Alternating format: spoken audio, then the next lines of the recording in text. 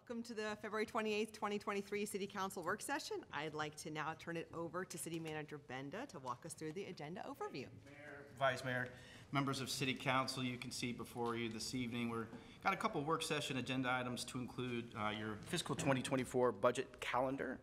Also, Donna Witt, our Chief Financial Officer, will engage you on the capital improvement program, and you should have received a resource last week, kind of with the description of some of the opportunities that we have for infrastructure building in our city. There are a couple business item briefings, and then there will be a closed session with several items under it. If I may, Mayor, take a minute and tell my dad happy birthday. He's probably watching, so hey, Dad, happy birthday. Happy birthday, Mr. Benda. Yes, yes. Mayor, back to you. Okay, thank you so much. Okay, moving on to work session agenda item number 1, review of the fiscal year 2024 budget calendar. Mr. Benda, go ahead. And here I am.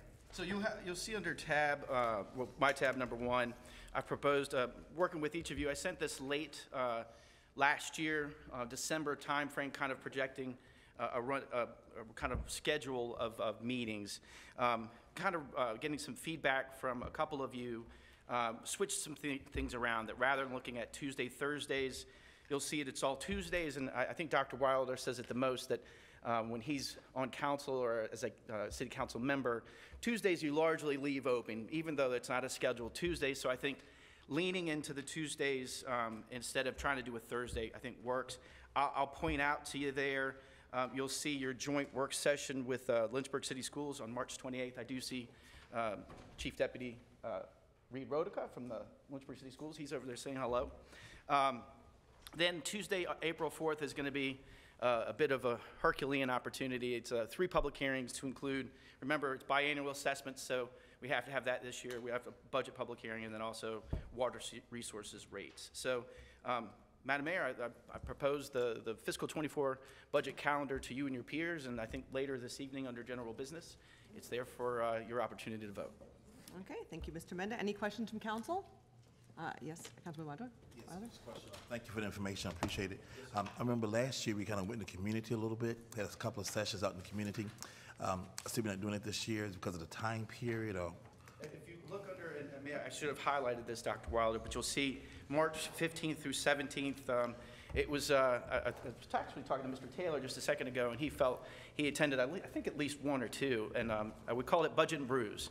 And so it seemed somewhat successful. I think the community enjoyed the opportunity to, because brews can be many things, not just simply beer, it's also tea. And it was Diamond Hill Baptist Church that invited me. Last year we did one up at the Muse, and then one at 3 Roads here in town. So we'll find new locations, but Dr. Wilder, yes, my intent is after I propose the fiscal 24 budget to you and your peers on the 14th, that Donna and I will put on some track shoes and run around Lynchburg for the next couple days, just telling people what we're doing. So when are we going to publish this? Are we going to publish that schedule? Yes, sir. And I guess the opportunity this evening is for you to adopt the proposed fiscal 24 budget calendar, and then I will make sure that it's dispersed and people know, and particularly about where we're going to meet the public. Great. Thank you. Appreciate it. You're welcome. Yes, go ahead. Is this the time to talk about that, the calendar now? Or, you're welcome to. So the only, just the one thing, I saw the calendar. Yep. Fantastic. I hope, you know, I noticed that where you had the location was in the 2nd floor training room. Yes, sir. So the only difference of that, when it's a budget discussion, it's not much room up there. I mean, I think it'd probably be best to still be under the, behind the dais, so there's ample room for citizens to come sit.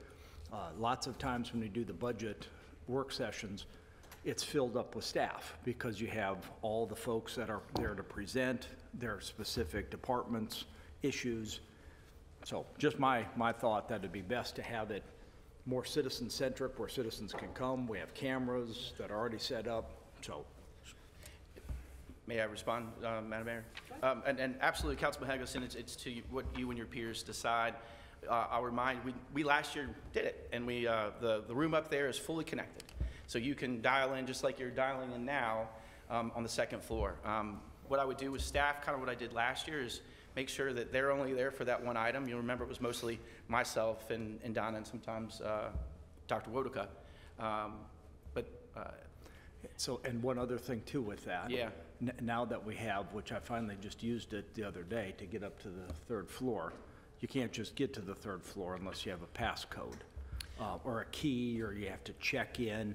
So again, I just think it's to be more open for citizens. Sure. They can walk off the street, they can walk in the room right here. So I know there's reasons, but having that availability, having that openness without having to go through extra hurdles.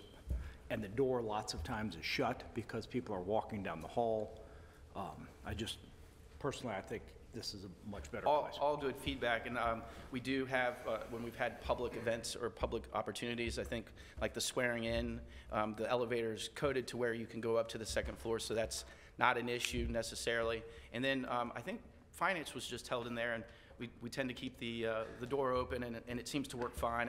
And if it's just a matter of informing staff that, you know, on a particular Tuesday to be a little less quiet, you know, those community development folks, they're sometimes wild and crazy. I'm just having fun with that. But all good feedback, and again, it's to you and your peers how best and where. But I propose the 2nd floor, and the last little piece, Councilman Hegelson, and kind of interesting thing is a work session. The idea of sitting around a table together, kind of rolling up your sleeves as to why I consider the 2nd floor as a budget work session space, as opposed to in here in front of the dais. Councilwoman Dolan? The city manager just stated my reason. It's just for ease of conversation, too. Any other discussion? Okay, thank you, Mr. Mayor. Thank you, Madam Mayor. Okay, moving on to presentation of the fiscal year 2024 to 2028 capital improvement program. Ms. Donna Witt.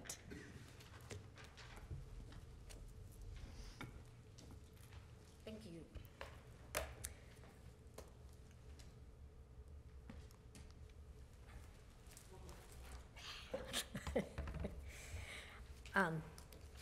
Good afternoon.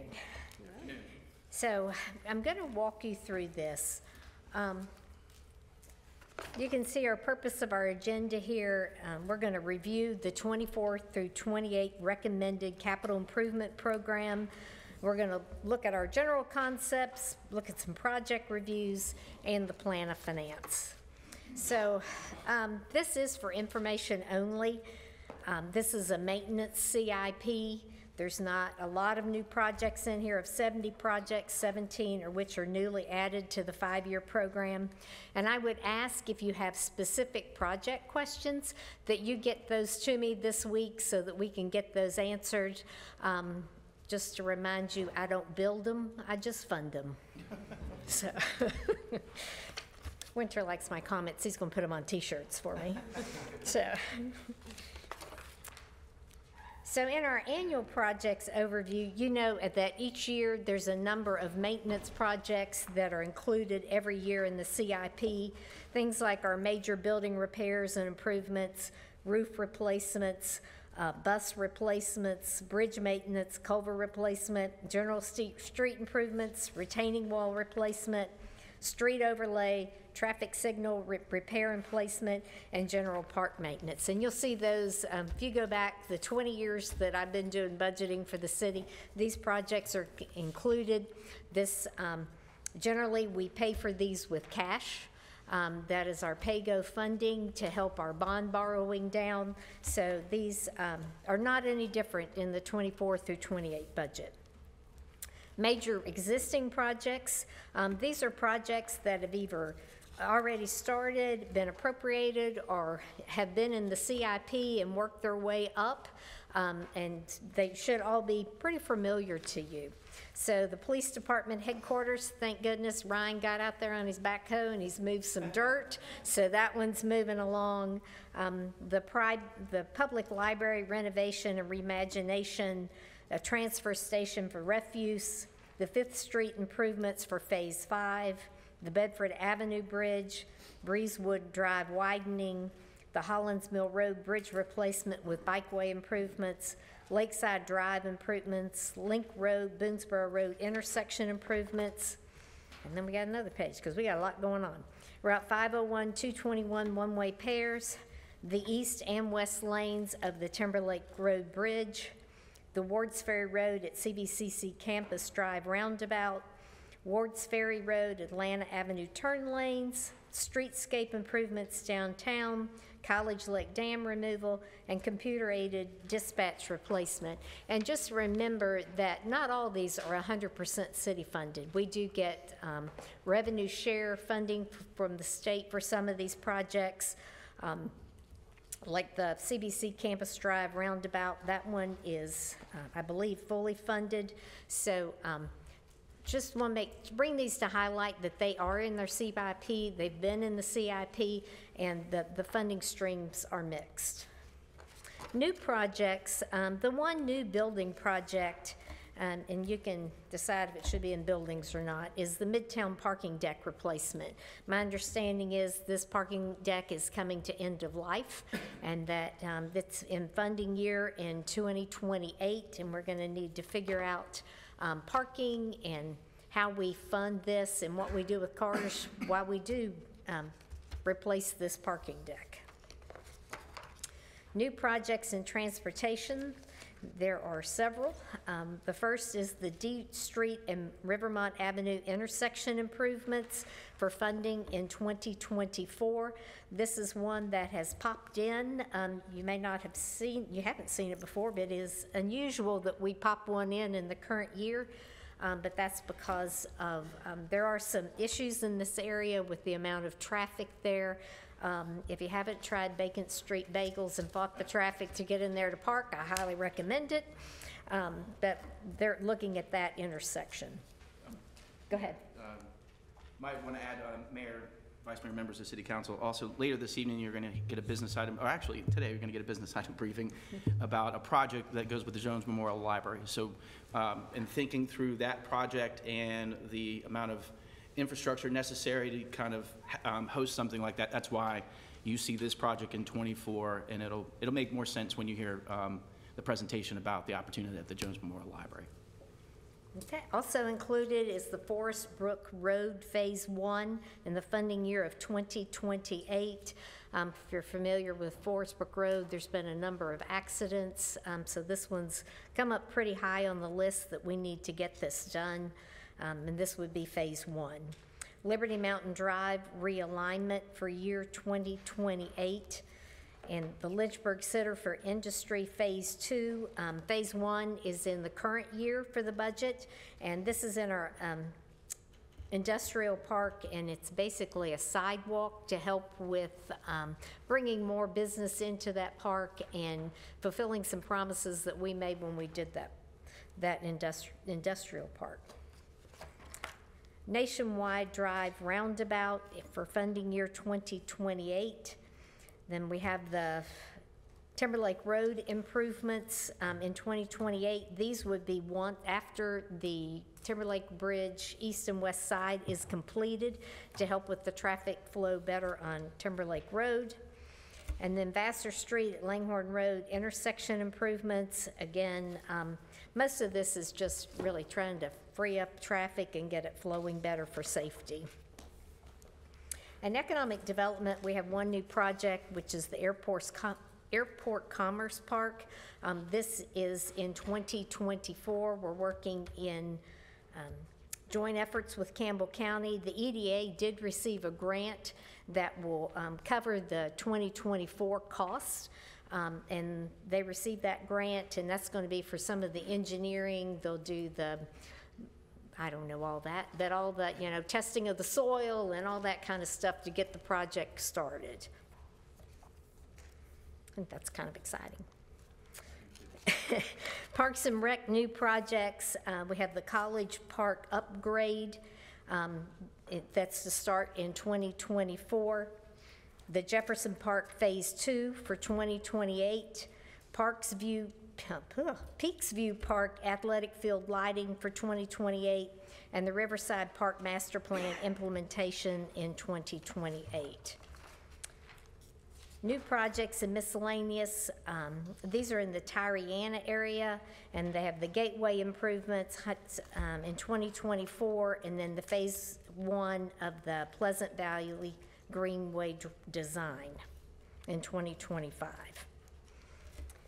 So existing projects for school We do have a placeholder still in this capital projects for the debt capacity for future school projects.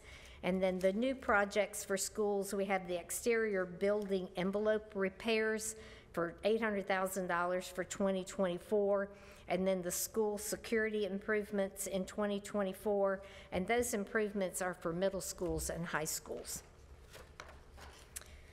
Now, removed from this is the rest of the school projects. We've heard from you that you're interested in waiting for the master plan. That's why we left the placeholder in there to begin to implement a plan when they have it and what that looks like. So the rest of these projects have been removed from this submittal. Of course, it's at council's pleasure if something goes back in or not, but these were removed till we get a master plan. Under the plan of finance, as you remember my little speech that I gave for our bond funding, that we've been doing this just-in-time financing. The plan is to continue that. So we've bond funded our current projects. We'll set up our next line of credit that will be available for future projects with the same thing, that we'll do a 2 or 3 year line of credit, and then we'll take that out at the end of that. It's been very successful for us. It's saved a lot of interest. And so we will be looking and coming back to you in a couple of months to look at the 2023 line of credit. And just as a side note, I'll work with the city manager and give you an update on our bond sale. We'll be closing next week, but very successful. And that's me. So. Thank you so much. Vice Mayor Frawley? Thank you, Donna. This is the start of a lot of the information I've been looking for, and there's a lot of really cool ideas and proposals in this. I wish we could do it all. My initial reaction, and I know we have a lot to get through with it, there's certainly a long process for us to work through. I understand what you're saying, how it's a maintenance CIP, but there's a really couple of big financial projects in there that I'm not sure I respectfully might disagree, but I understand what you're saying. So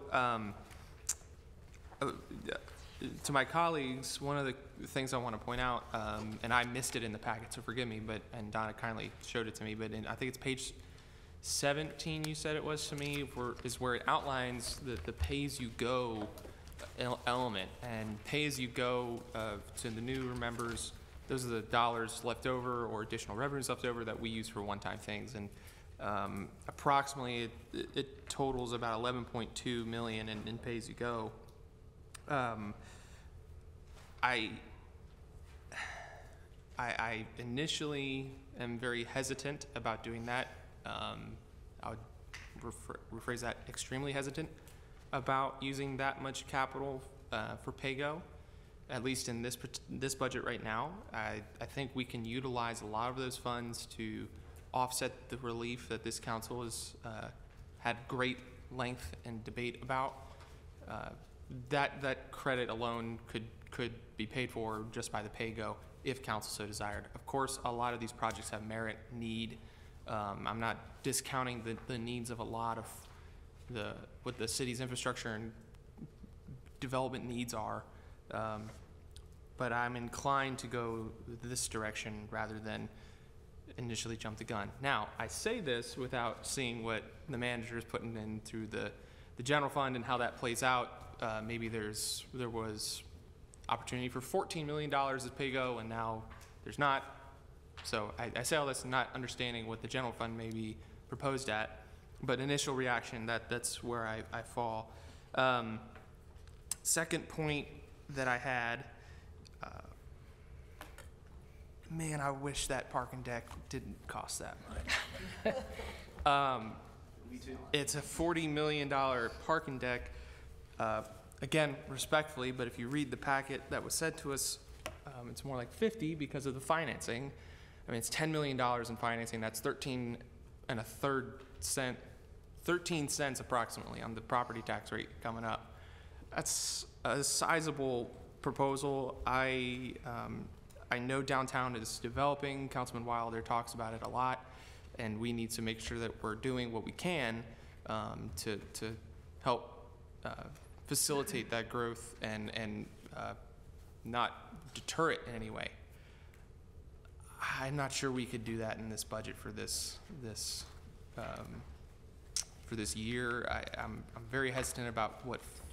Yeah, it's in 28, I believe. I was just gonna check. I know, but I know it's a need upcoming. I know there's necessities that we've got to do, but I'm trying to balance the full picture of what our needs are and what this council is aiming to do, and so that's where I immediately have reservations on this parking decks and the financing. I mean, it's another $10 million that we're going to have to work through into the debt financing. So again, not negating the concern. The other concern I had with it initially, just breezing through, again, not sussing it out with everyone, we have to take it down before we rebuild it. And then where does everyone park? I mean, that's probably the most accessible, largest parking deck in downtown. So I have concerns with it. I'm not saying no. I'm leaning strongly towards not right now. But again, holistically, I greatly value the vision and the thoughts in this. I'm inclined to maybe tighten it up just a little bit. Mr. Vice Mayor, all great comments. And for the newer members that are part of the budget process now, what I tend to do with these interactions is take the information that you've given me and then try to marry it together with or a question or what have you in advance of our next meeting so that we're kind of moving things through. So I'll get you some background. I will say just simply about having taken down not one, but two structured parking garages and made them surface lots. It was because they had gotten to a bad grade. And sometimes when you wait too long, it's too late, and we had to scramble. So I've seen it in practice, and if you haven't walked it, maybe walk it between now and the next time that we meet, just to look at it, because you're right. Where will we park? Well, I don't want to have to find that out, as a result of something happening. But again, we're going to get you all the great feedback. We're going to marry together some information so we can help kind of make an informed decision. All fair, and I'm looking forward to seeing what those considerations may be. At the same time, there's a large roundabout proposed for multi-million-dollar implication in the CIP. So balancing that, how do we work through these things? Mm-hmm. And if we're talking about significant tax relief, particularly on the property tax rate, this 11.2 is where we get it for just this first year, and then you build it out in years coming. And so those are the things that I'm trying to balance, at least from my perspective. You'll remember, it was either Greg or Donna's presentation. I'm sure she's part of the benefit of PAYGO is that you don't have to, those pennies that you talk about would have to be someplace to be able to fund or finance or be able to do. So that's why PAYGO is of import, because it doesn't then bloat our CIP. So I think if we looked at order of magnitude, the projects that we've done, it's saved the city considerable money to the order of like 8 to 10 cents on the real estate tax. Again, no doubt.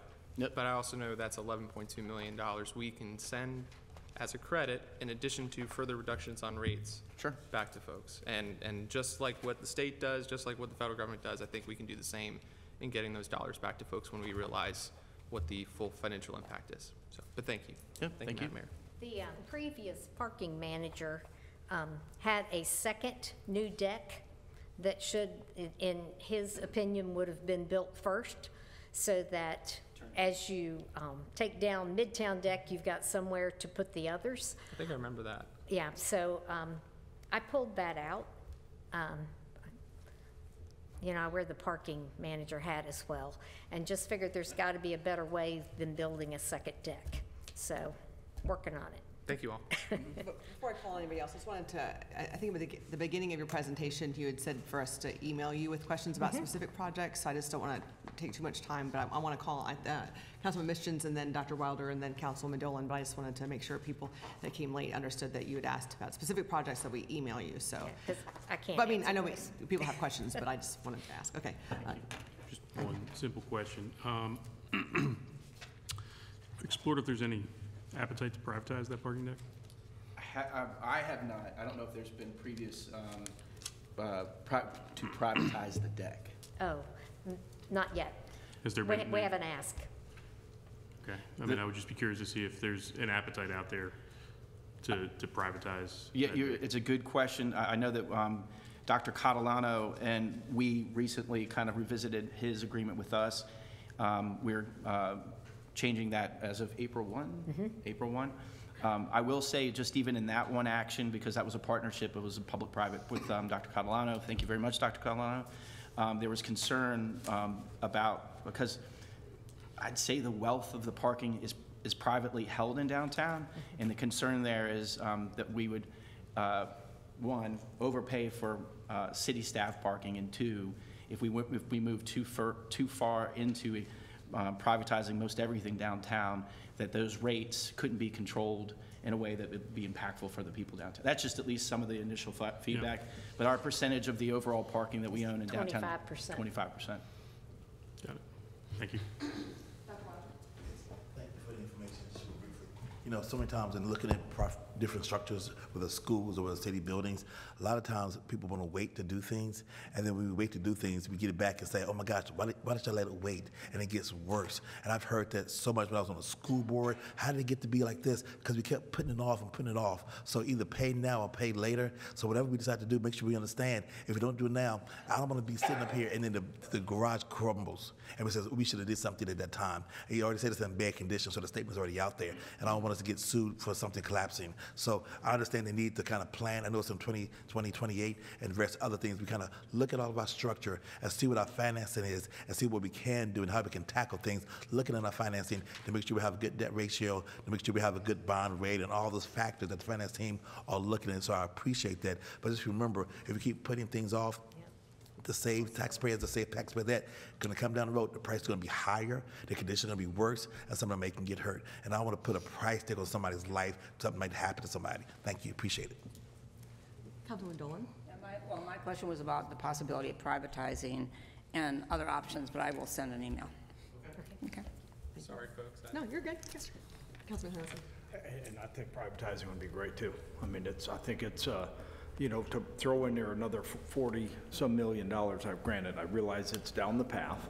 But when you're looking at just the debt service for that, for another parking deck, you know, a lot of times we talked about the increased tax revenue for downtown. Well, we talked a while back about having parking be an enterprise fund.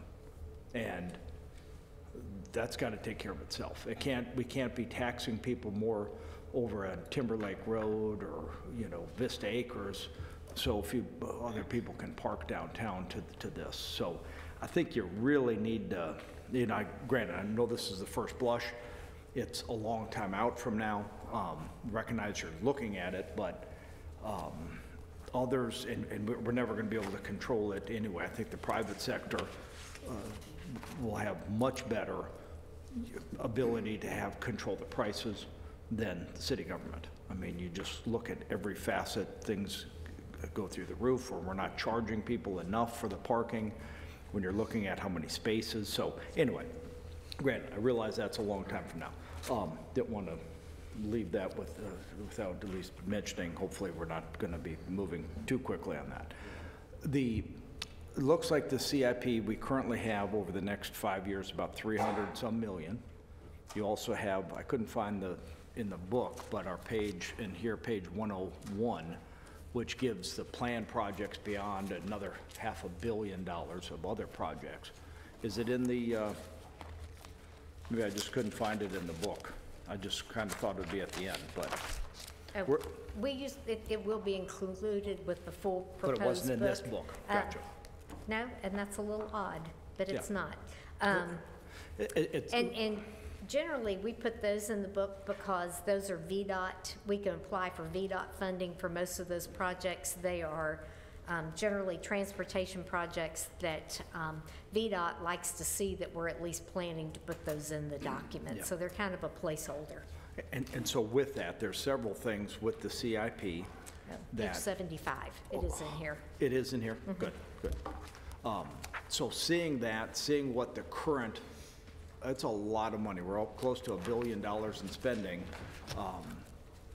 in lots of projects, so I think we do need to really separate between what is critical versus what is kind of more nice. I'm glad you put the schools projects on hold because they haven't done any of their design as far as the consolidation. They haven't brought anything forward, so rather than just kind of fixing up schools that are going to either be closed or should be consolidated, I'm glad you're doing that, and thank you. You mentioned that the bond sale went well. Do you have any interest rates? Yeah, but all in's like 3.45. Oh, wow. Fantastic. Yeah. That's real good. I was praying for under 4, Yeah. so. Have we shared the rating reports? You shared the Yes. AA plus. Yes, Yep, yeah. which is a good, Yeah, we were reaffirmed by all 3 agencies, and, but we had, did I tell you, 13 or 14 buyers? 13, so, which is the most I've ever seen on a bond sale. yeah, which is good. And a good rate for, and that's a 20-year or a? They're whatever? 20-year. 20-year. And so, fantastic. With regarding the pay-go, I think you're using the pay-go in here for 2024. That was budgeted in 2023, right? The pay-go for 2024 that It kind Governor of Feraldi was is talking about? actually from 2022. 2022. And so with that, there's still, even without using the pay-go, there's still excess in that, the surplus general fund balance. So even if we went forward with those projects, there still should be 20, 30 million left, somewhere around there. Okay, thank you. Thank you so much. Anyone else? Yes. Okay. Councilman Taylor? Back to the parking deck. I restored parking decks in Norfolk, Richmond. So what would be the increase of parking on a new deck? Will the capacity be the same or more? We'd have to get into that conversation. Right now, I think it'd be a 1-for-1, but if we wanted to monetize and figure out a way in which to offset the expense associated with the capital improvement, you could consider that. You could consider it as a component. Have you considered restoring the deck? I don't know what they've proposed. We'll get you information. Yeah. Because it's been, I think we've put quite a bit of money in it over the last 10 years. We redid the steps to shore those up. We've resurfaced several times, so I don't know if that's an option or not, but I can get you an answer. As I said, I worked for a company, we restored parking decks Okay. and Great. saved the cities a lot of money. Great. Okay? So it's out there. Okay. Thank you. Okay, well, thank you. Ms. Thank Beck. you. Appreciate it. All right, moving on to our business item briefings. Agenda item number 3, rezoning of 422, 426, 434, 440, and 442 Victoria Avenue and 434 Rivermont Avenue, Jones Memorial Library. This item will appear before council for action on March 14th, 2023. Ms. Rachel Freshheisen, thank you. Thank you, Mayor, Vice Mayor, members of council. I believe this project was briefly mentioned at the beginning of the CIP presentation, but the purpose of this petition is to rezone the property from R4, as you said, and B4C to B4C to amend proffers and allow the adaptive reuse of the former Jones Memorial Library at 434 Rivermont Avenue, and to allow for the construction of a hotel on 3 of the Victoria Avenue properties. The City's Historic Preservation Commission reviewed and approved the conceptual layout for the project at their meeting on December 19th, 2022. Planning Commission recommended approval of the rezoning at their February 8th public hearing, and a City Council public hearing will be scheduled for the March 14th meeting. If the rezoning petition is approved, the historic library building would be restored and renovated to contain amenities such as a restaurant, hotel lobby, guest suites, and minor additions supporting its reuse. 2 existing structures located at Victoria Avenue would be used as hotel support facilities. 1 existing structure at 422 would be demolished, and a new hotel building and parking deck would be constructed on that parcel, along with 434 and 426 Victoria Avenue. A pedestrian bridge would connect the historic Jones Memorial Library with the new hotel building. The proposed hotel would have 107 guest rooms and would contain 107 parking spaces in a structured garage below the hotel. Thank you. Okay, thank you so much. Any questions from council? Vice Mayor Fawley? I just gotta say, I'm stoked. This is cool. While I can take no credit for this whatsoever, this building has been sitting for however long, and something's finally being done that will not only improve the area, but drive tax revenue, property values. I mean, this is really great, and so I'm looking forward to the public hearing at our next meeting, and really just approving this thing, unless something really raises a red flag, but I doubt that'll happen. So thank you to all who've been involved. Oh, Councilor Hugginson? So I noticed that in here, there's a proffer for 107 parking spaces with 107 rooms. And that's, you're kind of, I recognize you're gonna have staff, but it's almost assuming 100% occupancy. Is there a reason that, because we just seen how expensive building a parking deck is? We just seen how expensive, we talked about $40 million for a brand new plus the extra interest, so $51 million for a new parking deck. Is there a reason, is there an ability to change some of these proffers to allow them to be a little less stringent? You know, if I recognize they're voluntarily submitting them, but normally I've recognized too that sometimes the developer's meeting with staff and saying, hey, well, we want all this parking. But again, 107 rooms, 107 parking spots, it's a lot of parking and it's a lot of expense in the parking. Is there an ability to just say, you know, maybe that's something that you could have less, and maybe they'll build more if they need them. I mean, that's kind of, well, we just talked a second ago about privatizing parking.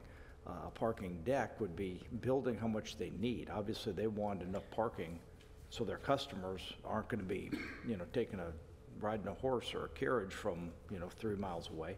They want to park close by. They want to park there.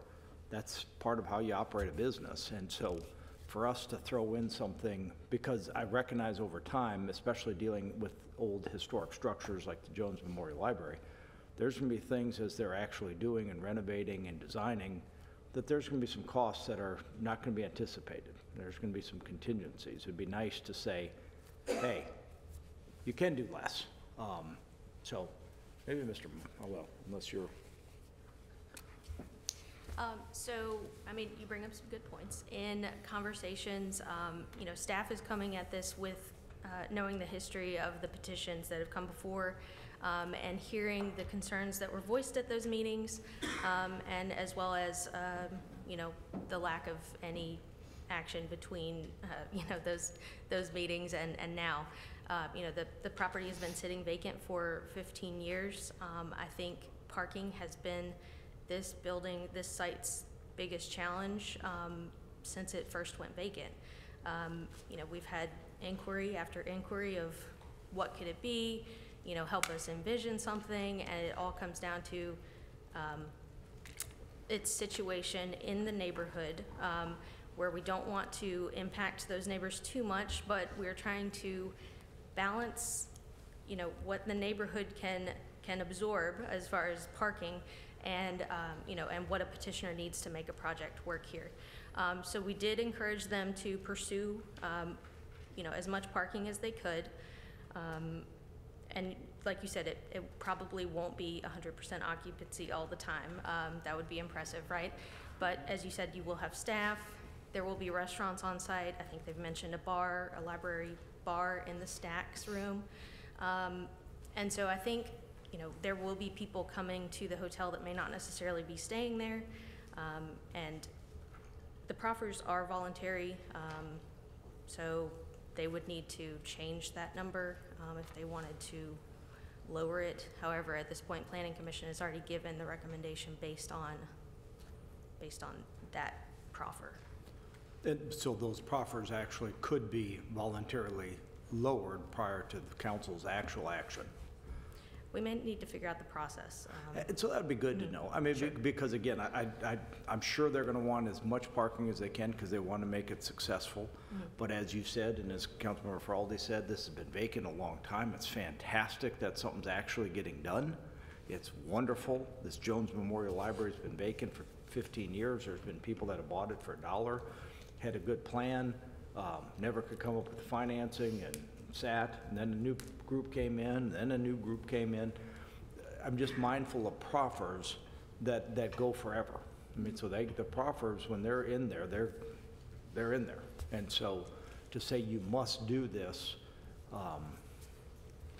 may need it perfectly well, but it just kind of surprised me because there's lots of proffers in here.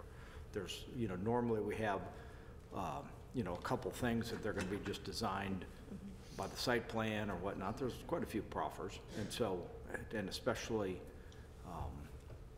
so anyway, so if we can see what it could be done for that, I think just to make it a little more, that they may say, hey, we want 120 spaces, great.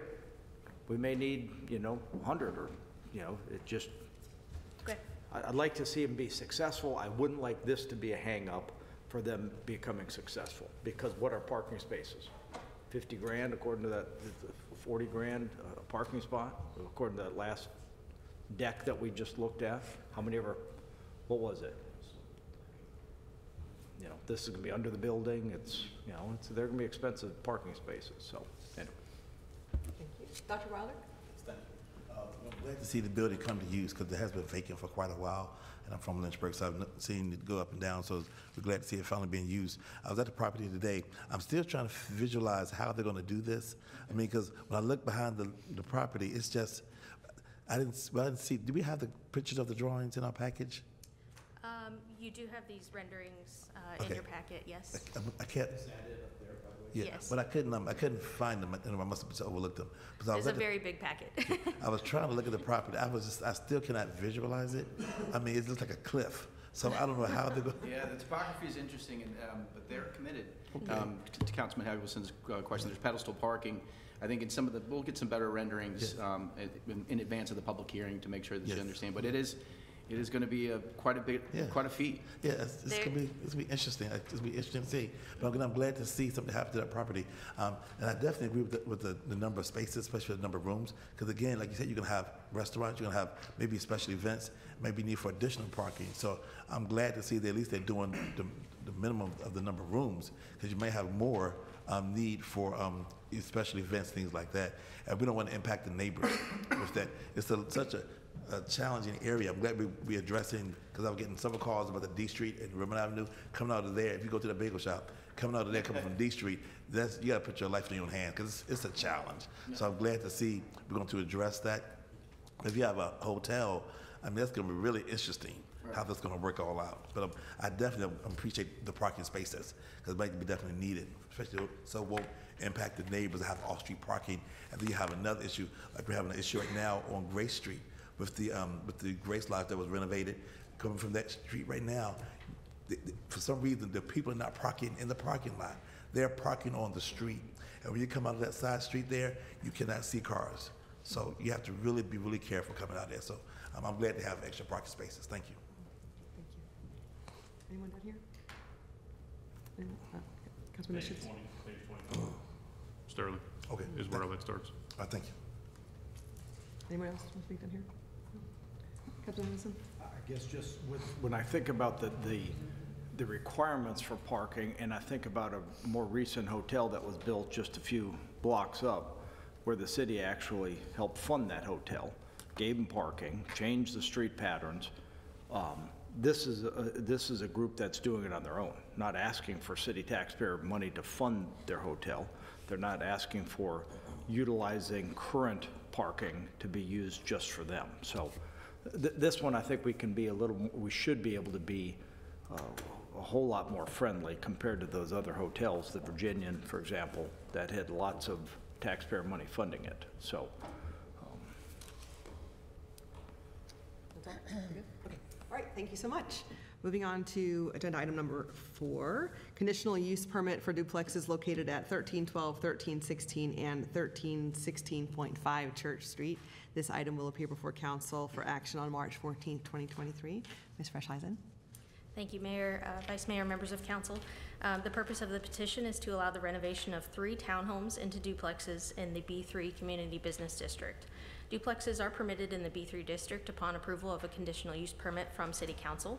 Planning Commission recommended approval of this petition at their February 8th public hearing, and a City Council public hearing will be held for this petition at your March 14th meeting, as the Mayor said. Each of the 3 properties contains a 2-story townhome constructed in 1914, and if the CUP petition were approved, the 3 townhomes would be renovated from single household units into duplexes within their existing footprints. Thank you. Any questions?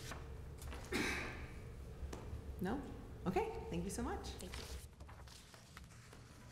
Okay, moving on to agenda item number 5, appeal of the decision of the Historic Preservation Commission, HPC, to deny a certificate of appropriateness, COA, at 21212 Harrison Street. This item will appear before council for action on March 14th, 2023. Ms. Eve Mergenthaler. Mayor, Vice Mayor, and members of council, Chris Carlson is appealing the decision of the Historic Preservation Commission to deny an after-the-fact certificate of appropriateness request to replace windows with vinyl windows at 210 and 212 Harrison Street. The duplex is located within the local Garland Hill Historic District. The Historic Preservation Commission reviewed the petition on January 23rd, 2023, and found that the vinyl windows are not consistent with the Lynchburg Historic District's residential design review guidelines, the style of the house, or the surrounding historic district.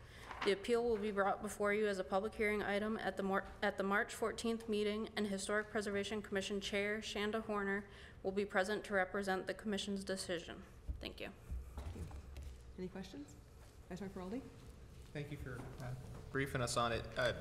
The one that stuck out to me the most was the bottom right-hand corner, the before and after. If you look on the right-hand side, is that a door that's a full, almost like a storm door with a glass opening?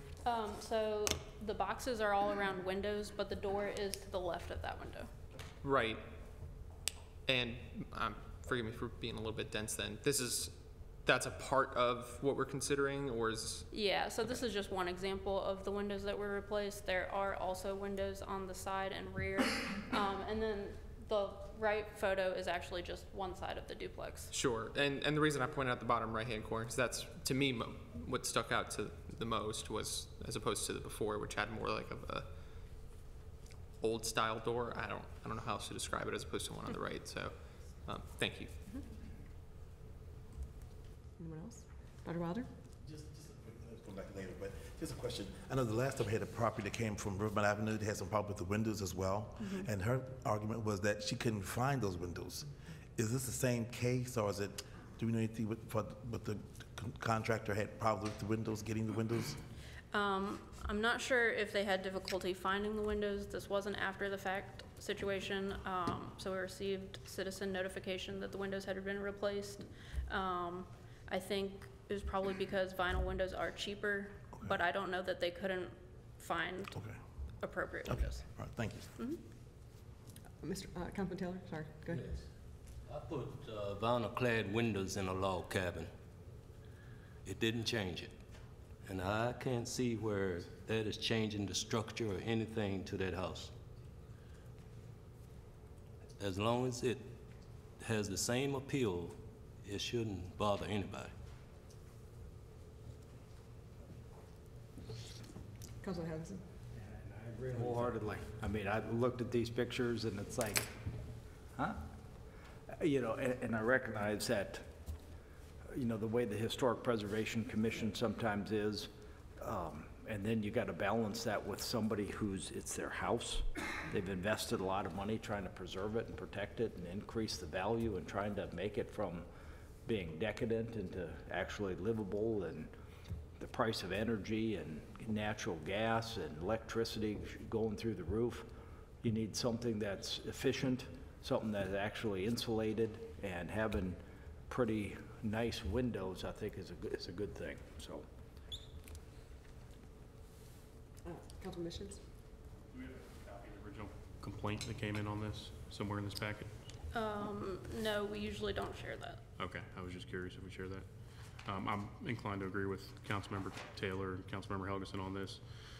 Looking at it, it looks like they tried to match the style the best they could. Vinyl clad windows are often a lot more efficient too. So it's somebody's home. I just don't want to get involved with it. Vice Mayor Goldberg? Unless someone else wanted to speak, devil's advocate for purposes of making sure we work this through. And I'm really, I'm caught, I can go either or very much so, but for devil's advocate, so you said this work's already been done. So my first question would be, if we deny this, what happens? Or if we agree with the decision from the historic. So if you uphold the HPC's decision to deny it, the applicant will need to reapply for a different type of replacement window. Okay. It's more in line with the guidelines. So an indirect way of saying they would have to take them out and redo them. Yes. Okay. So I don't. So here's my rub. I'm concerned because I don't want that necessarily to happen, but I don't want it to happen again because the way it was characterized, and forgive me if I'm placing words in your mouth, and please tell me otherwise, that they did this and the complaint came and now they're going through the process. I want to make sure that we follow these processes for these historic areas, but at the same time, I don't want to place a greater financial burden on the homeowner. So now what? And if you don't have a response, I totally understand, but I look to our city attorney, I look to our city manager, that's kind of what I'm struggling with is I respect what the Historic Commission did. I don't want this to happen again, but at the same time, what do we do? Because I mean, windows are how expensive right now, the work, got to get someone like Larry to come in and install it, you know, I mean, it's expensive. To that, I would say if they had followed the process, the commission would have advised them before they put the windows in, these are not acceptable, do not buy these. There would have been no financial burden at that point. I agree with you, yes, there is a financial burden if they have to take these windows out, but the guidelines are available on the website, and we do send new owners information about this process about a month after the property has transferred. Right. And this specific individual has been through the process before, so it wasn't unknown to them. That's helpful.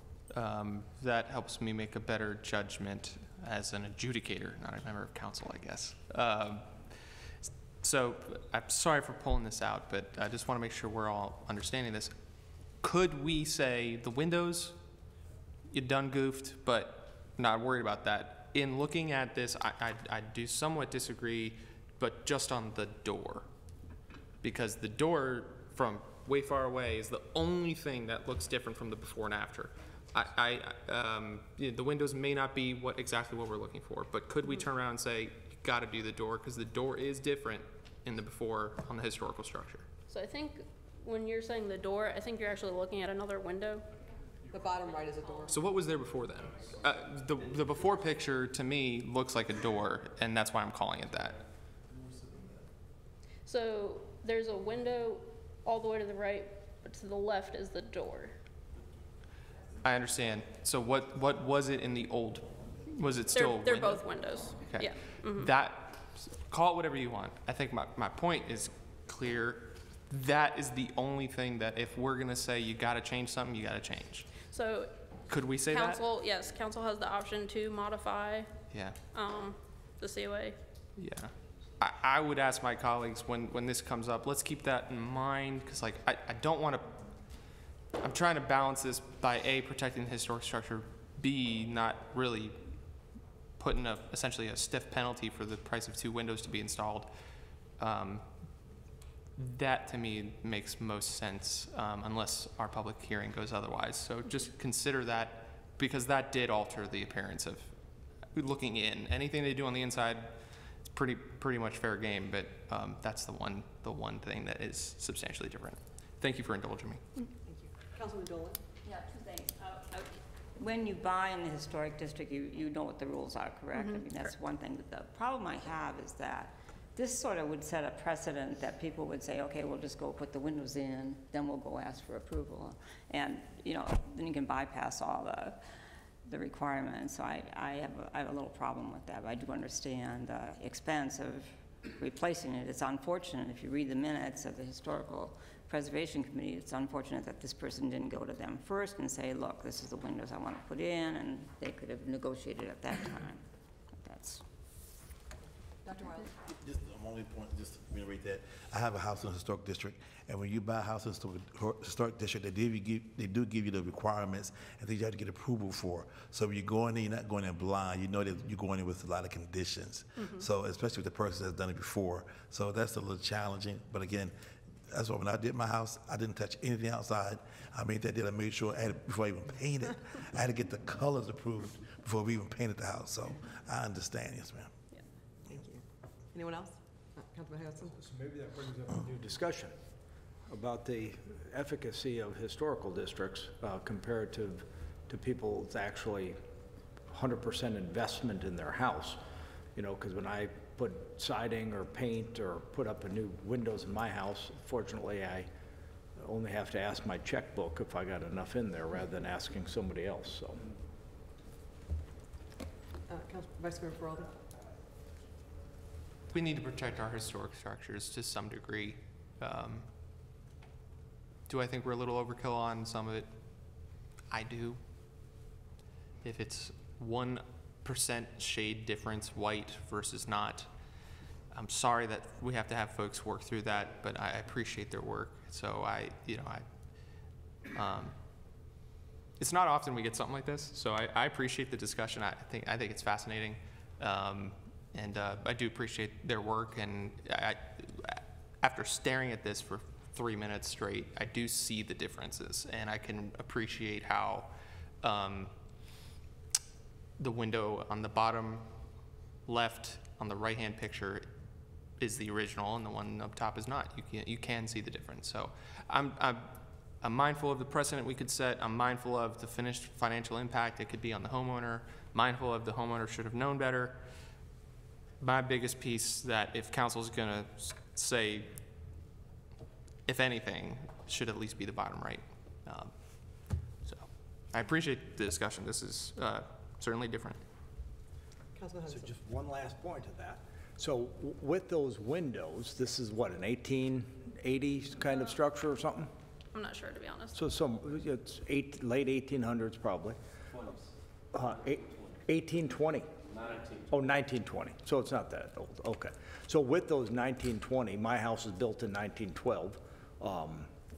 With that, the windows have been replaced and replaced and replaced. So sometimes the windows that are there are not necessarily, just because the picture on the left shows the before, doesn't mean those are the windows that were put in there in 1920. You had different kind of glass, you had different kind of windows, you had the little things going up and down, the weights and all that stuff. So just because it doesn't look like it may have on the left doesn't mean those are the actual original windows, because they've probably been replaced several times. Thank you very much. I appreciate it. Okay, moving on to agenda item number 6, the National Opioid Settlement Discussion. Settlements Teva, Allergan, Walmart, Walgreens, and CVS. This item will appear before council for action on March 14th, 2023. Mr. Matthew Friedman. Thank you, Madam Mayor, Mr. Vice Mayor, members of council. What I brought for you tonight for really introduction and potentially adoption on March 14th is a continuation of what City Council had approved back on December 14th, 2021.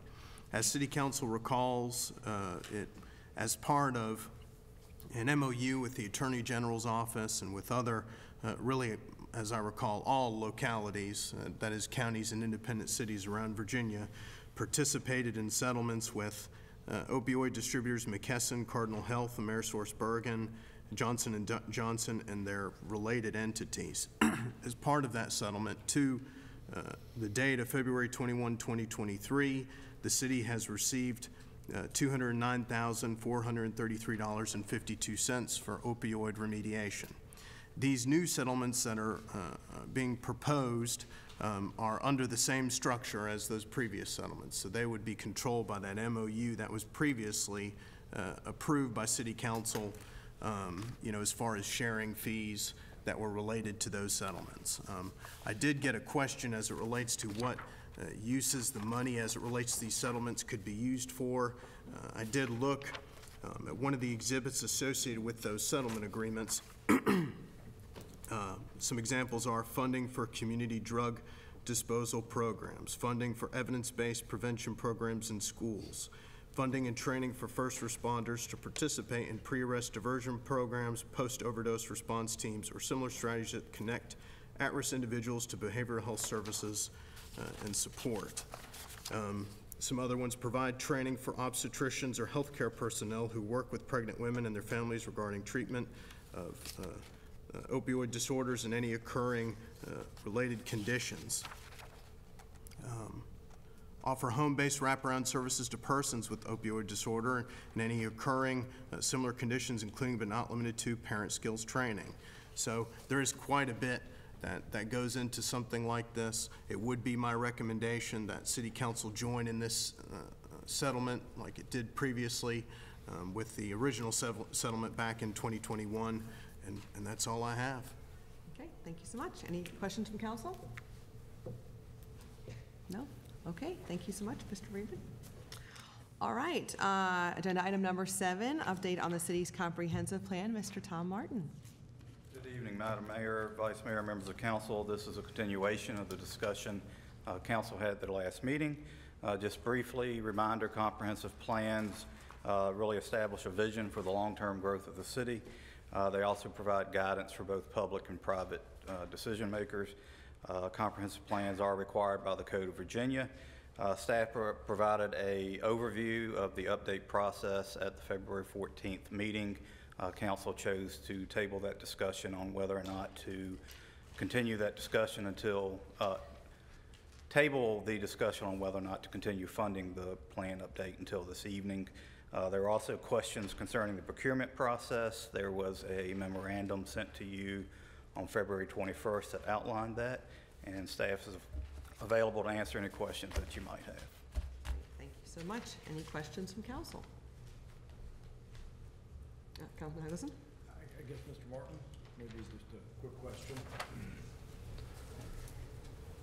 So, I've read and been involved with the last plan in 2013 and 2014, and was on the tail end of the one before and the revisions. With the current plan, what do you see that would be, what's wrong with the current plan that needs some changes? I think our future land use map definitely needs to be looked at. I think mainly, though, whether or not we want to admit it, the city has evolved, it is evolving, and it's going to continue to evolve. Our population is changing. We have issues with affordable housing. We obviously have land use questions on where to have certain types of development. Just having a comprehensive look at how all of these things fit together and taking a look at that comprehensively is important for the long-term success of the city. Okay, thank you. I've had a few of the current planning commissioners that also suggest that we kind of maybe punt on this for a year because of the fact that the planning commission, we're going to appoint some more people, I think maybe tonight or soon, but they've been there for a fairly short period of time. There's those that recognize that this is a very lengthy process, and you usually kind of want to not just have folks that are just brand new on the planning commission actually looking and discussing, because they're fairly intricately involved in the beginning phases of the comprehensive plan. There's lots of questions when you actually read the comprehensive plan. I read the last one, again, just kind of going through it, it's 165 some pages or whatever. When you look at that, I think we can modify and tweak as opposed to having to go through an entire whole process again. I think that we can actually just say, because some of those things, as Mr. Martin just stated, do we want outside people saying, hey, well, you need to change your future land use map because you need to have more apartments out in Timberlake Road, or no apartments on Boonesboro, or more density here or more density there? I think lots of these things, because we have a pretty brand-new council, in addition to we're gonna have a brand-new planning commission, it'd be kind of good for us to kind of, not kick this forever, but at least to have probably about a year to actually kind of get input with their city manager and the planning staff to say, here's what we think is critical for the city. Here's some things that we think need to change. Otherwise, it's going to be a changing of a future land use map that says, oh, we got to have more density. And we look at the last plan that really impacted density in Ward 3. You look at the growth that happened in Ward 3 without other parts of the city. You look at the density that happened in Ward 4 without other parts of the city. So I think it would be wise for us, recognizing that we have lots of new folks on council. We have very new folks that are going to be in the planning commission. Even those that are on there that have been there a long time, think that it wouldn't be a bad idea to wait a year on this. So I hope we can wait a year on this rather than just saying, hey, let's go forward hiring outside consultants and move forward. So. Dr. Weiler? Yes. I tend to agree with the staff on the project and the process. I think it was mentioned last time, they don't have enough staff to do a comprehensive study. That's why they're bringing an outside firm. I think we need to give the citizens of Lynchburg and all the person who want to invest in our community know that we're still stable, that we're still open for business, that our community is, that we're still growing and have a vision for our future. So when they lay out a plan, a comprehensive plan, is looking at all those recommendations, is looking at comments from our citizens. The citizens are not going to go away. The citizens are going to still be here. So we continue to look at the comments from the citizens to see where do we see ourselves in 30 years or so, or how do we see ourselves in the future. So I think we need to give some assurance to the business community that we continue to grow, that we continue to have a vision for our future, and they can kind of make decisions where they're going to invest their funds, or how they're going to invest their funds, or how they're going to look at our city some 20 plus years from now. So I agree with it.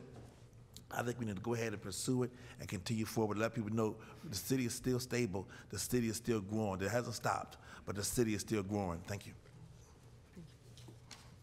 Councilman Nolan? Well, I just don't know how you can tweak a plan without really having some expertise help you tweak it. I mean, just to go and say, well, we'll just tweak it a little bit and that will take care of everything. I mean, these consultants provide advice and assessments that the staff does not have the expertise to do, and that's why I think it's so important that we would continue on this path. I just don't, I think they bring a lot of experience to the table that we don't get by just looking at something and say, well, let's just tweak page 64 so it, does something that is, to your appetite. I really think that we need to continue on this path. We need to have a vision for our city, and I think it'd be a positive step for us to keep moving forward with this. Councilman Missions? Yeah, I'm inclined to agree with Councilmember Helgeson on this. When I look at recent work that we've gotten from consultants in the city, I look at the Parks and Rec Master Plan that I didn't support, and the summary page on that kind of highlights why. Because the price tag only represented the initial crude investments. Construction costs are going to increase by at least 3 to 7% per year, so it doesn't allocate for that in the $110 million. There's no budget in the plan for land acquisition costs to complete these projects, so that kind of throws that whole $110 million out the window. It's going to be way more than that if there's no budget for land acquisition costs. And there was no budget in there for architects and designers to create the plans for these new projects. They don't account for the city staff costs to produce the venues. There's conveniently not really any mention at all of the annual operating costs to maintain things in there, like a proposal for a indoor swimming pool for downtown, which would cost a significant amount of money to maintain. And there's just not any monetary allowances for the unforeseen construction issues in there, which we all know that stuff happens a lot. There's also no mentioning of the budgeting for capital reserve funds to complete these projects. So when I look at what these consultants do in the plans that they provide, they bring in some expertise, yeah, but it's a $110 million plan. that's going to end up costing us 2 to 3 times that to actually see these things come to fruition. So I'm going to be supporting what Councilmember Helgeson said, and I think that we need to just put a pin in this and wait for a year and actually come up with some parameters and some guidelines to put forward on how we want to proceed with this, because we do have a new direction. It is a different set of minds up here that have some more per taxpayer mentalities, and we need to kind of pause on that and take a look at where our investments are going to go. So that's where I'm at with this. Anyone else? Anyone else? Any response from? Well, I need some direction, because it's appropriated in fiscal '23. I sent you a note about the procurement process. I know that there was questions about the group and what have you, and I spoke to many of those people who are not a part of this process at all. You've heard from one of your city planners that this is pursuant to code, and you do it every 10 years. And what we've explained is we don't have the resources in-house to accomplish the comprehensive review afforded. So I know there's the putting a pin in it, looking over here, and I haven't gotten my city attorney ready for this question, but I have a fully procured document absent my signature. We've awarded ostensibly but for my signature. Is there any concern about pushback from the respondent if we were to move in this way? You probably could get some pushback. I mean, they've had a notice of award that's been issued. You know, they went through the procurement process. I suppose what I would be concerned with from a contracting perspective is the contractor's going to say, well, the city manager has control over city contracts per the charter and per the ordinances of the city. Why is there, you know, why is there direction not to permit him to do it? You know, as far as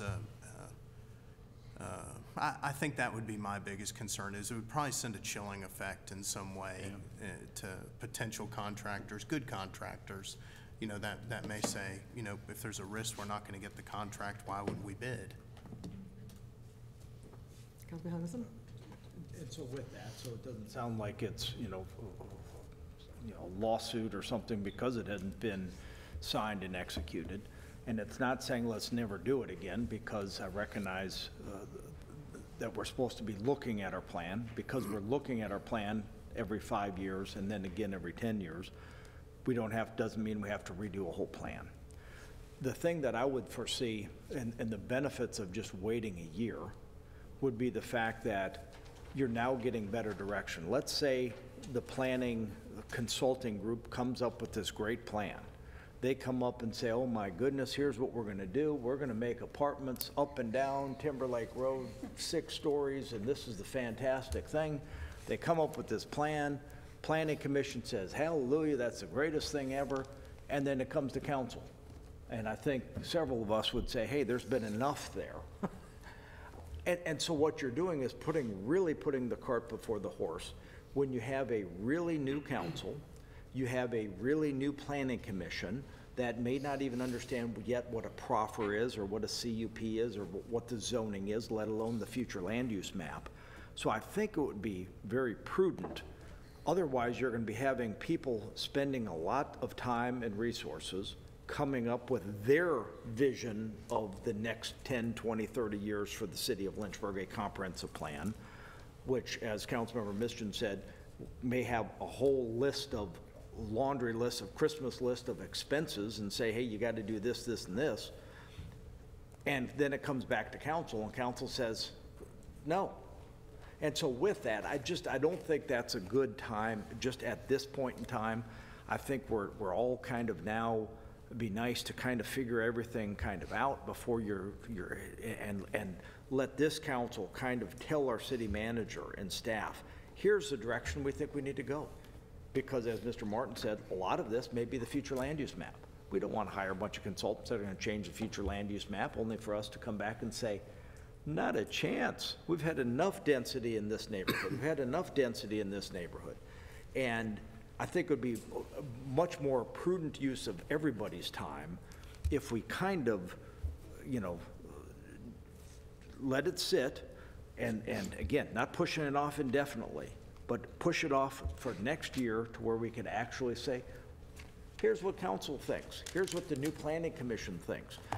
Because even like I mentioned, even the seasoned planning commissioners thought it may not be the best time to do it now because there's lots of, they're under appointed right now, which are me probably appointing a couple more people now. The seasoned veterans that have been there thought, I don't know, this probably may not be a bad idea to wait a year, kind of figure out how some of these rezonings happen. Again, rather than putting the cart before the horse. That would be my suggestion. Vice Mayor Feraldi? I really been trying to sit and think on this one. I don't mean this disrespectfully, just more just tongue in cheek. And yet, I would imagine those same senior planning commissioners are the ones who keep recommending to us that we keep putting up those apartments on Timberlake. But that's just, I find that a little bit ironic. Call me for being too much of a purist.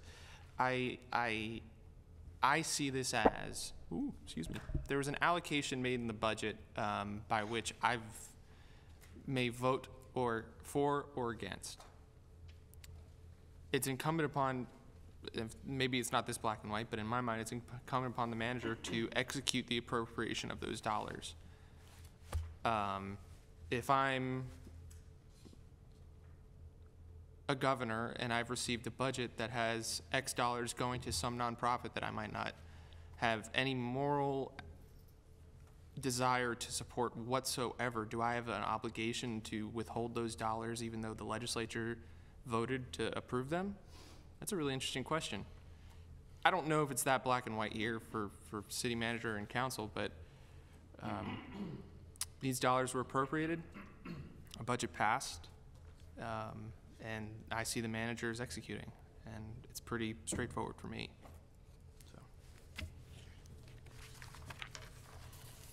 Anyone else? Dr. Wilder? Again, this last point, my biggest concern is that people are looking at Lynchburg, and I'm just afraid what kind of message are we sending that the city is going to be so lopsided here and this every year, so I can't do business in Lynchburg. I don't know what's going to happen the next year or the next 2 years. So I think we need to let the community and the business leaders know we're a stable city, that we continue to grow, we continue to have a vision. We're not going to stop visioning. We're going to continue to vision, and we continue to grow our city that's best for the citizens of Lynchburg. So we need to continue to have a vision and a focus of where we're going over the next 20 years, and that we're not just going to stop. We're not going to stop growing. We're going to continue to grow. I'm going to make my investments in the city. That's what this is about, making investments so a person can get jobs, so our tax base can increase, so we have more real estate developments in our community. There was an article today in the news tape with the TV about the property and businesses not really coming here because there's not really pad-ready sites or enough sites to really have a business that, for the size that they need. So we need to continue to listen to that and continue to make those investments so our city can continue to grow. Thank you. Councilman Missions?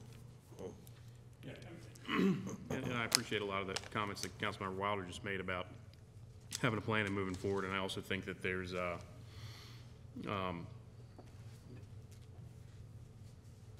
nothing wrong with sometimes just sitting back and just pausing and taking a look.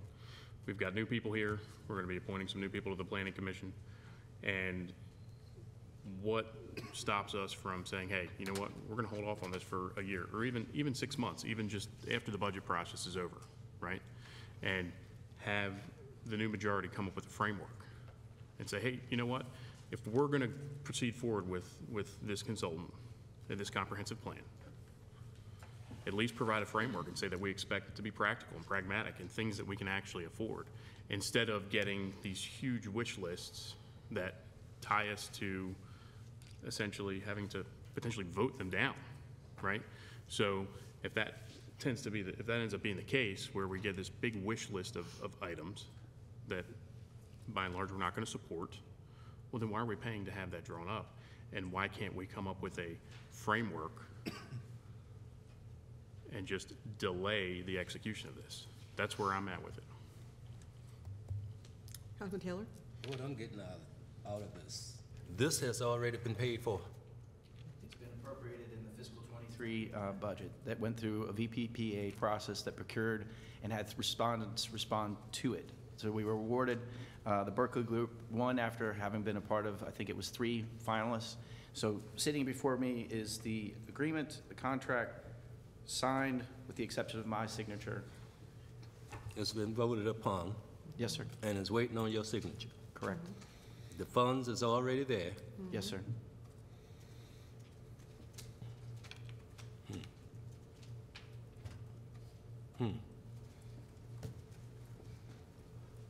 Councilman? Just the one difference is we haven't spent the money yet. We've not spent the money, no.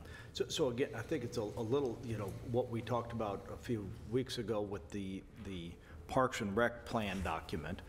We already had paid the consultants $125,000 to come up with the plan. And when they came up with the plan, that missed lots of things. They came up with the plan that said, let's take Ford Avenue and take it from 4 lanes down to 2 lanes, where thousands of cars drive up every day. Then what we've just done a second ago, or an hour ago maybe now, when we looked at the capital improvement plan. If you look at the capital improvement plan, every page, there's a little section up at the top that said, well, because of the comprehensive plan, page such and such of the comprehensive plan, this is why we should do X, Y, and Z. So the whole budget, the whole capital improvement plan coordinates back to the actual comprehensive plan. So the purpose of rather than outside consultants coming in and saying what we think, we should kind of go through a little bit of the capital improvement plan as a new council. We should go through the new budget as a new council before they come up and start making this humongous wish list. This Parks and Rec plan, it only cost $125,000 in consulting fees, but it came back $111 million of spending proposals. I don't like that, because we've already just seen our comprehensive, or our capital improvement plan, $319 million over the next few years, $500 million over the next, after 2028. Before they start putting together wish lists and stuff that says, hey, let's do this, this, and this, what we should do is try to give a little more constraining that says, here's what we think is important. So. Dr. Wilder, I'm sorry, were you up? Nope, all done, thank you. Just to mention there, are you looking for I don't know if we normally do a motion, because that gets something different nowadays, but are we looking for a motion during this work session? Or are you just looking for a verbal direction to move forward, or a verbal direction to stop? I just need to know how we're going, because it's getting late. Yeah. So great question, because, yes. Madam Mayor, you mind if I interject? Sure, go ahead. And thank you. Seeing as I made a motion to direct city staff to produce something related to tax relief, that's something for the future looking forward. If council were to start saying now, we're gonna look back and tell the manager not to sign something, I think I think it's dangerous. We're a council manager form of government for a reason. If there's disapproval with Mr. Benda, I'm sure we have a process where we can engage in those discussions and find where adjustments need to be made. I don't think that needs to happen at all. But I wanted to caution my colleagues that it is not, if you look at our charter, we're designed to appropriate funds, the manager's supposed to execute them accordingly. If we get into the habit of directing the manager to do our bidding to the nth degree, looking backwards, let alone looking forwards, that sets a dangerous precedent in my book. Sorry, Mr. Manager. I would like to say this. First of all, integrity is something that is so important to me. And I would like to commend you on the fact that, as I recall, you had that contract in your possession for your signature the day that you were emailed about this. Is that correct? Yes, January 27th, that was. So you were asked about this the day of, and someone without integrity could have signed that day and responded to that email and said, oh, sorry, it's already signed. Too bad, right? You could have, someone could have, and you didn't do that. And you've held off from signing that document for a month. Yes. So I want to tell you that I appreciate that about you, that speaks volumes about the type of person you are, that you didn't sign it and tell us that you did and it was already done, and that you've held off this long. So thank you for being a man of integrity and character, because you could have done that, and you were allowed to, and as you told us, you didn't need a vote for that, and you could have gone ahead and did that, so I appreciate that. So integrity is important to me. Also, the integrity of our city, and the fact that we've already entered into an agreement with someone, the money's been appropriated, and there's an expectation on our behalf and on your behalf. So I agree with the Vice Mayor that you've been given a direction, there's an expectation on your end. I think we don't want to set a bad precedent to start doing things like this. So I've heard the concerns, I understand them, and I think going forward, as we've directed you to do other things going forward, I think that's fine to use that line of thinking moving forward. But my opinion is that you go forward with what you were directed to do in this case, and I think doing something other than that would be a bad look on our city. So. My question was,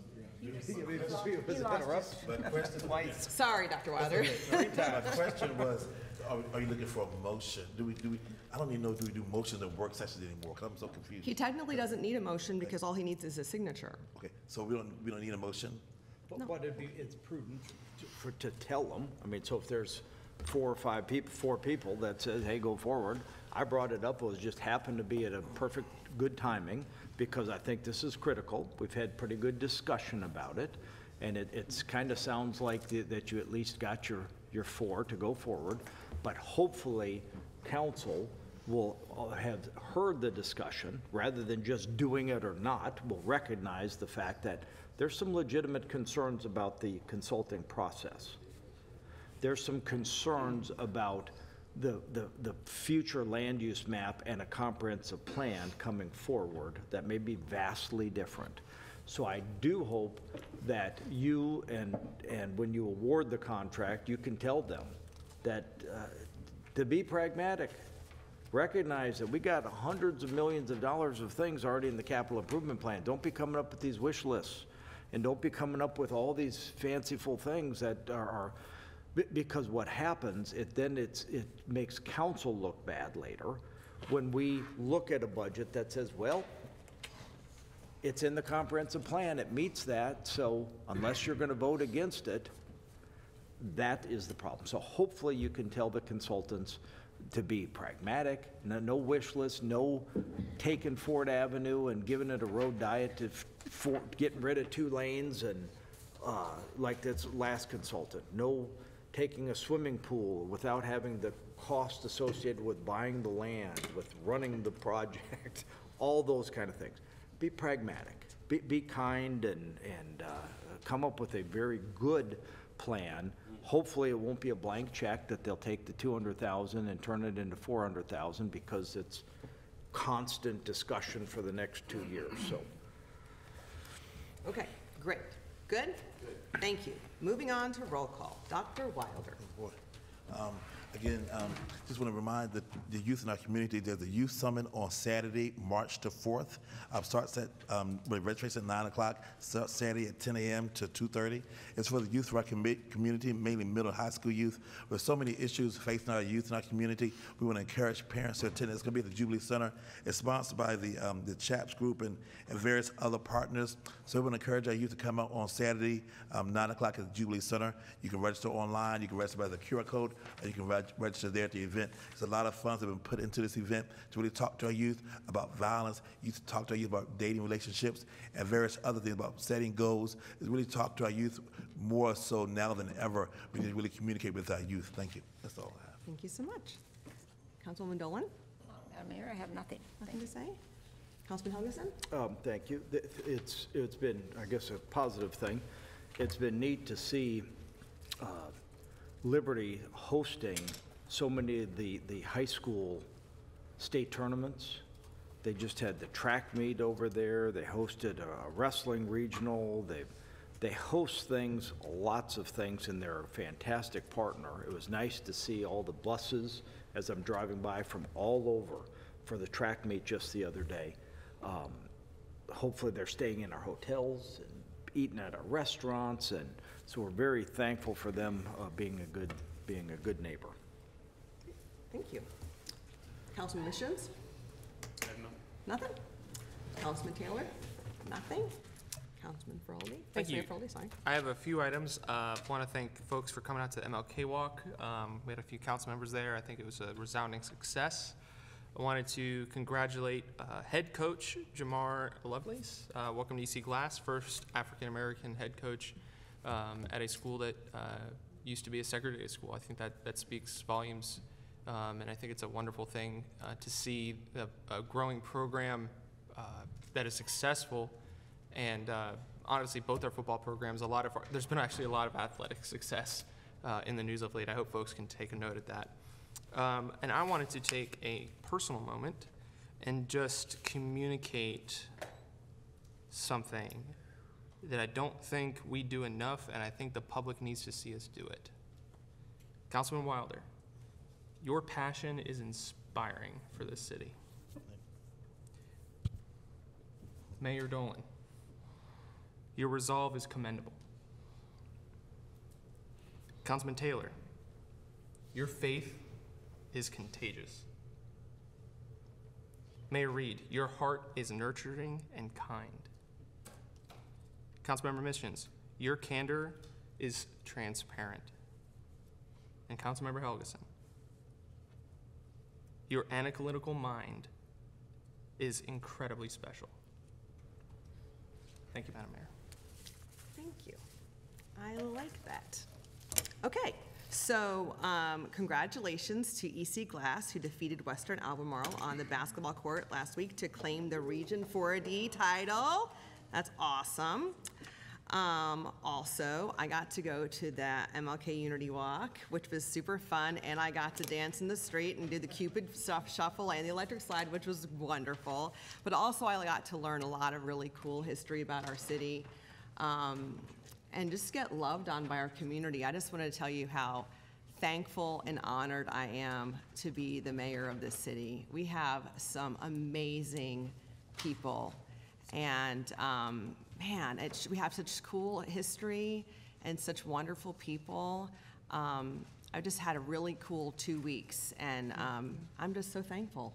So with that, we'll move on. Oh, sorry. Okay, agenda item number 8, consideration of a closed meeting to discuss the settlement of monetary claims involving the city's Water Resources Department pursuant to sections 2.2-3711A7 and 2.2-3711A8 of the Code of Virginia 1950 as amended. And number 9, to discuss, consideration to discuss the city's specific investment needs to the negotiation of a new city towing contract, the creation of a new towing advisory board, and to receive legal advice concerning the same pursuant to sections 2.2-3711A1, 2.2-3711A6, and 2.2-3711A8 of the Code of Virginia 1950 as amended. And consideration to discuss the investment of public funds to assist in securing the expansion of an existing business where bargaining is involved, where if made publicly initially, the financial interest of the city would be adversely affected pursuant to sections 2.2-3711A5 and 2.2-3711A6 of the Code of Virginia 1950 as amended, and consideration to discuss the acquisition of real property for public safety purposes where discussion in an open meeting would adversely affect the bargaining position or negotiating strategy of the public body pursuant to section 2.2-3711 and A3 of the Code of Virginia 1950 as amended, and to discuss appointments for vacancies to the following boards and commissions: Region 2000 Services Authority, Planning Commission, and appointments to the following boards and commissions held by the Lynchburg City Council: Community and Development Advisory Committee, Lynchburg Redevelopment and Housing Authority, Central Virginia Planning District Commission Board, of Directors, Central Virginia Transportation Planning Organization Policy Committee, Council of Local Elected Officials, and Virginia First Cities Board of Directors pursuant to Section 2.2-3711A1 of the Code of Virginia 1950 as amended, and to review and/or evaluate the performance of the city's attorney pursuant to Section 2.2-3711A1 of the Code of Virginia 1950 as amended. May I have a motion to go into closed meeting? I think you missed one. Did I miss one? Oh. Ramal. Second, okay. Any discussion? Yeah. Oh, yes. A couple questions. Okay. Number 9. So I recognize, so creation of a new towing advisory board. I mean, we have to do, I thought those had to be done in open session. Councilman Helgeson. Anytime we do it like a new board, my question is, so, since I'm phrasing it legally, so with boards, when we decide on how many we're gonna appoint, those aren't usually, who we appoint, that's personnel, but actually creating a board, I thought that was an open session item. It is, and I intend after, probably on the 14th, to bring a resolution with everything outlined, but I wanted to give you guys some legal advice. So, I mean, should we strike the towing advisory board? No, because the reason you would go into closed session is because it's specific to legal advice related to that process. Okay. And my next one is number 10. So taking taxpayer money and investing it in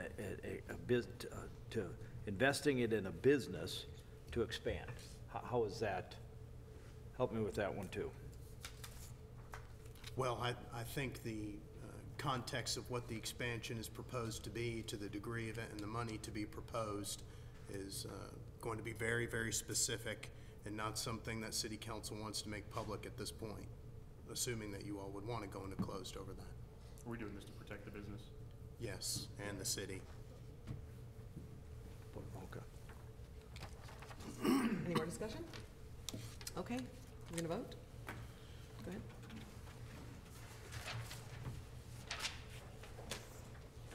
Councilmember Taylor, cast your vote. Didn't show up. The motion passes 6-1. Okay. We're now in closed session.